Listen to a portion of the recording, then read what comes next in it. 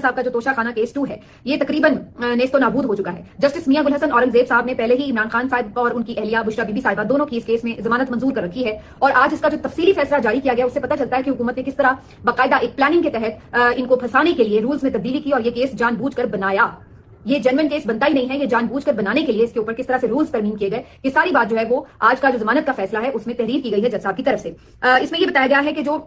عمران خان صاحب اور بشرا be be صاحبہ کو ایک گفٹ ملا تھا بلغاریہ کا جیولری سیٹ، وہ انہوں نے توشہ خانہ میں جمع نہیں کرایا تھا، اور اس کی جو رسید ہے وہ جمع کرانی ہوتی ہے جو کہ عمران خان صاحب کے ملٹری سیکرٹری نے جمع کرا دی تھی۔ 2018 کے جو رولز ہیں توشہ خانہ کے اس کے مطابق بنتا بھی یہی طریقہ تھا کہ اگر آپ نے کوئی گفٹ رکھا ہے تو اس کی جو رسید ہے وہ آپ جمع کرا دیتے ہیں توشہ خانہ میں۔ تو عمران خان صاحب نے ایز پر رول ایسا ہی کر دیا تھا، لیکن اس کے بعد انہوں نے محض یہ کیس بنانے کے لیے کیا چلاکی کی ہے ذرا یہ آپ سنیے کہ 2023 میں یہ توشہ خانہ کے رولز جو ہیں ان میں تھوڑی سی ترمیم کر دی گئی، اور یہ کہا گیا کہ جی صرف رسید جمع کرانا کافی نہیں ہے بلکہ آپ نے باقاعدہ جو گفٹ آپ رکھنا بھی چاہتے ہو پہلے آپ نے توشہ خانہ میں ہی جمع کرانا ہے۔ تو چونکہ عمران خان صاحب نے توشہ خانہ میں وہ گفٹ جمع نہیں کرایا، ان کی اہلیہ نے جمع نہیں کرایا، تو لہٰذا اس کے اوپر ایک کارروائی کے طور کے اوپر یہ کیس بنا دیا گیا۔ اب اگر آپ دیکھیے تو جج صاحب اس فیصلے میں تحریری فیصلے میں تفصیلی فیصلے میں یہ لکھ رہے ہیں کہ بھائی 2023 میں جو آپ نے رولز میں تبدیلی کی ہے اس کا نفاذ 2018 میں کیسے کیا جا سکتا ہے۔ تو ماضی پر تو اس کا اطلاق نہیں ہو سکتا کہ جی اس سے پہلے جو وزیر اعظم تھے انہوں نے کیا طریقہ کار اختیار کیا تھا، لہٰذا ان پہ بھی وہ رول جو ہے وہ اپلائی ہو جائے گا۔ تو یہ محض بدنیتی کی بنیاد کے اوپر انہوں نے ایک ترمیم کی ہے، اور اس کے بعد اس میں اس کیس کو بنانے کے لیے پھنسانے کے لیے عمران خان صاحب اور ان کی اہلیہ کو یہ سارا ایک ڈرامہ رچایا گیا کیس بنانے کے لیے۔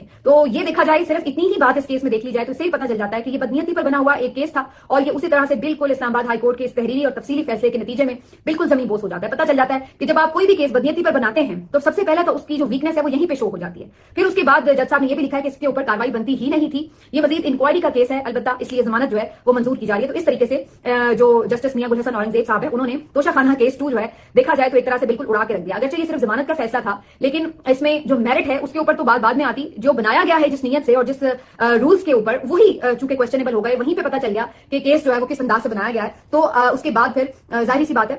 اس کیس میں باقی کیا بچتا ہے۔ تو آج سب سے بڑی اہم خبر جو ہے وہ اسلام آباد ہائی کورٹ سے یہ آئی ہے جسٹس میاں گل حسن اورنگزیب صاحب کی عدالت سے۔ اس کی روشنی میں دیکھا جائے تو میرے خیال سے ویسے ہی اب اس کیس کو ختم کر دینا چاہیے، اور یہ جان کی کوئی مجھے حیرت نہیں ہوئی کیونکہ حکومتی وزراء یہ ٹاک شوز میں کہتے پھر رہے ہیں کہ جی جب ہم نے اندر رکھنا ہی ہو تو ہم پھر کوئی بھی کیس بنا لیتے ہیں، تو وہ پھر اسی طرح کے کیس بنتے ہیں کہ کیس نہ بھی بنتا ہو، بس آپ کسی بھی طرح کوئی پرانی تاریخوں کے حساب سے بھی رد و بدل کر کے کوئی بھی رولز میں ترمیم کر کے کسی کو پھانسنا چاہیں تو پھر آپ پھانستے رہیں، اور یہی جو صورتحال ہے وہ اس وقت اس کیس میں نظر آ رہی ہے۔ اگرچہ اس سے پہلے بھی اس کے اوپر یہ بات ہو رہی تھی کہ جناب آپ نے ایک توشہ خانہ 1 جو کیس بنایا تھا، جب آپ ایک ٹائپ کا ایک کیس بنا لیتے تو اسی ٹائپ کے ہر گفٹ کے اوپر پھر آپ الگ کیس نہیں بناتے۔ تو پہلے تو اس کے اوپر یہی ایک سوال کافی ویلڈ قسم کا تھا، لیکن اس کے باوجود اب جو یہ دوسرا اس کا سوال نکل آیا ہے اس کے بعد تو میرے خیال اس کیس میں کچھ بچا ہی نہیں ہے، کہ اس سے تو صاف طور پہ پتہ چل رہا ہے کہ جب وہ امپلیمنٹ ہی نہیں ہوتا رول تو پھر آپ کیسے ثابت کریں گے کہ اس میں آپ نے کارروائی کیسے سٹارٹ کی۔ تو یہ جی ساری کہانی ہے عمران خان صاحب کی ضمانت کے کیس کی۔ دوسری طرف جو القادر ٹرسٹ کیس ہے اس میں بھی اندازہ لگائیے کہ چونکہ اب سزا